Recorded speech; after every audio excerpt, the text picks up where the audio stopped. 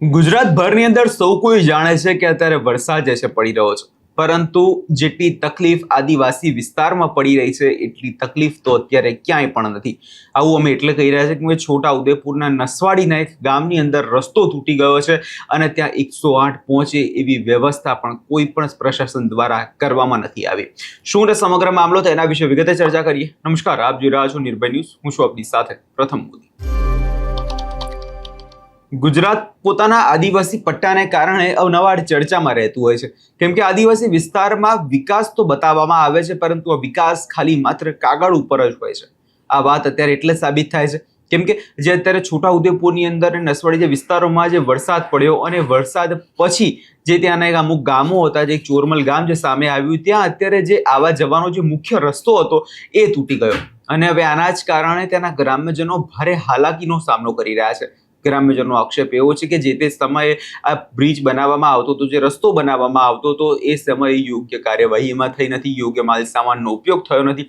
એના જ કારણે આ ધોવાણ થયું છે અને આ ધોવાણ પછી પણ હજુ પણ તંત્ર જાગતું નથી. તંત્ર દ્વારા એવી કોઈ વ્યવસ્થા નથી કરવામાં આવી કે જેનાથી અમે બહાર જઈ શકીએ કે બહારથી કોઈ અંદર આવી શકે. જો કોઈ દર્દી બીમાર હોય કે કોઈ વ્યક્તિને 108ની જરૂર હોય તો એ માણસ કરે શું? અને આ જ મુદ્દાને લઈ હવે ગ્રામ્યજનો દ્વારા સરકારને આડે હાથ લેવામાં આવ્યા છે. સૌ પહેલા એ ગ્રામ્યજનોને સાંભળી લઈએ અને એ બાદ નજર કરી લઈએ તે તૂટેલા દ્રશ્યો પર. હા, ગામ ચોરામલથી આ ધોવાણ થઈ ગયું છે નદીનો. 2 થી 3 દિવસનું આ ધોવાણ થઈ ગયું છે. કોઈ હજુ અધિકારી કોઈ જોવા આવ્યા નથી અને પાણીનો બધું બહુ સમસ્યા છે. અને કંઈ સરકાર થોડો ઘણો કંઈ લાંબો અને કંઈ વ્યવસ્થા કરી લે તો અમારે સારો. અને 2 થી 3 દિવસ પાણી મોટરના વોટર વર્ક્સ મેં પાણી પહેરેલું છે પેલું હામો, એની પાણી બંધ છે ગામમાં. આ એની વ્યવસ્થા પણ કોઈ હજુ કરી નથી. અને આ પુલ થોડો લાંબો કરે અને ધોવાણ અટકી જાય તો અમારા ગામમાં સારું. શું નામ તમારું? જયકનભાઈ છગનભાઈ નાયકા. પાણી પહેરી ગયો, અમારે ઠેઠ અંદર આવી ગયો, થોડોક રીજો મેં ઘરમાં પહેરવાનો. અને આ નીસો ભાગ કહેવાય અમારે. ઓટલાવાળો હતા એકદમ ના આવે. આ નીસો ભાગ કહેવાય એટલે અમારે પાણી ભાગ કહેવાય. અને ગાય અપાય આવતી ને તે છોડીને બહાર કાઢ નાખી પડી. રસ્તો કેવો છે? હા, રસ્તો દા બધો પાણી આવે સીધું કોઈ દો ને આવે વાળા મેં અલો ઓટ લાખી મેલો અલો બોરિંગ જોવો અલો બોરિંગ છે અહીંયા ઓટ લાખેલો છે ને. મુશ્કેલી પડે હમણાં રસ્તા? હા, રસ્તા વગર મુશ્કેલી પડે ને સાહેબ નથી જોવા ટપાહવા એમને આવું જોઈએ ને. ગામડામાં હું છે હું આની નદી કિનારે ઘણા છે. આદત સારું સવારે આવ્યું અને રાતે હોય તે દાડે મોણા જતા રહે ને. જવા માટે ગામમાં આ ધોવાણ થઈ ગયું એટલા માટે પ્રોબ્લેમ થાય. 108 આવું હોય તે બી ના આવી શકે આગળ. અને આ લોકોને કેવું કે ગરીબ માણસને મકાનમાં પાણી ઘૂસી જાય એટલે અંદર ભાગવું પડે ગામમાં. ને એમને ઢોરા બી બકરા હોય તે બી તણાઈને જતા રહે. અત્યારે કેવી પરિસ્થિતિ? વાહન અત્યારે વાહન જઈ કોઈ પરિસ્થિતિ જ છે નહીં આગળ. બરાબર, એટલે બાઇક એટલી નીકળે આગળ, એની સિવાય કંઈ નીકળે બી નહીં આગળ. શું છે આગળ અમારે કે જોવા બી નથી આવતા આગળ. શું એ માગ છે? કેટલા દિવસથી આ પરિસ્થિતિ? 3 દિવસથી. 3 દિવસથી નથી આવતું આગળ. અને આ લોકોને કેવું કે આ પેલું મકાન બી પડી ગયું હતું, પાણી ઘૂસી ગયું હતું. શું નામ તમારું?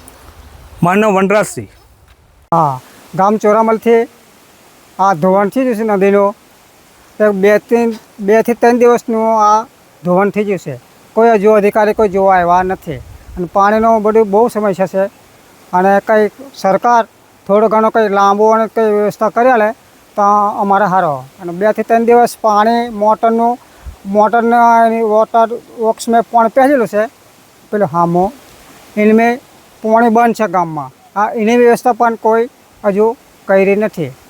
અને આ પુલ થોડો લાંબો કરે અને ધોવાણ અટકી જાય તો અમારા ગામમાં સારું. શું નામ તમારું? જયકનભાઈ છગનભાઈ નાયકા. હવે આજે આખો મામલો સામે આવ્યો, જેની અંદર આપણે ગ્રામ્યજનોને પણ સાંભળ્યા અને ગ્રામ્યજનોનો આક્ષેપ ખૂબ જ યોગ્ય છે કે પંચાયત માર્ગ અને મકાન વિભાગ દ્વારા બ્રિજનું નિર્માણ કરતી વખતે પૂરતા આયોજનનો અભાવ હતો. ખાસ કરીને બ્રિજની લંબાઈ પૂરતી રાખવામાં નથી આવી અને દર વર્ષે ચોમાસાની મોસમ દરમિયાન નદીમાં પ્રવાહ વધતા એ જે આખો ભાગ ધોવાઈ જાય છે. પરિણામે આ ગામનો સંપર્ક તૂટી જાય અને ગ્રામ્યજનો વારંવાર મુશ્કેલીનો સામનો કરે છે. ગ્રામ્યજનોએ વધુમાં કહ્યું કે બ્રિજનો જે આ ભાગ ધોવાઈ જાય છે અને પંચાયત માર્ગ અને વિભાગ દ્વારા એક પણ જવાબદાર અધિકારી સ્થળની મુલાકાતે પહોંચતા નથી. નુકસાનનું નિરીક્ષણ અને સમારકામ અંગે કોઈ પણ કાર્યવાહી હાથ ધરવામાં આવતી નથી, જેના કારણે લોકો તંત્ર પ્રત્યે ભારે રોષ જોવા મળી રહ્યો છે. અને વિકાસના બોલ બચ્ચન તો આદિવાસી પટ્ટામાં છેલ્લા કેટલાય સમયથી થતા આવ્યા છે.